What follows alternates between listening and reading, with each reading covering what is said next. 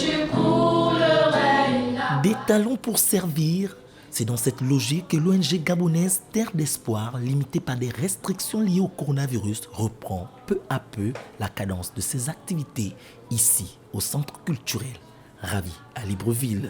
Ce sont des enfants vulnérables qui sont devenus orphelins à cause du sida. Donc c'est des enfants qui sont stigmatisés la plupart du temps. Il est important d'accorder une importance à ces enfants pour qu'ils sachent qu'ils ont les mêmes droits que tous les autres enfants, le droit à l'éducation, le droit au loisir. Savoir mettre les cœurs, les intelligences, les énergies et les bras ensemble pour bâtir un avenir meilleur pour le plus grand nombre, l'ONG Terre d'Espoir a su bien l'appliquer avec ses partenaires. C'est la suite logique d'une belle histoire qui a commencé justement de décembre dernier. Aujourd'hui, c'est un projet qui s'appelle Créer Art.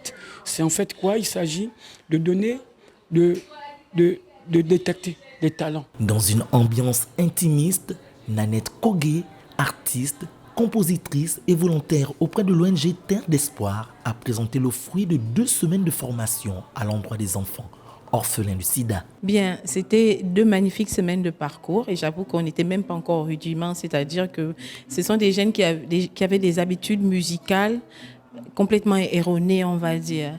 Ce qui est intéressant, c'est que j'ai rencontré beaucoup de volontés, mais également beaucoup de capacités.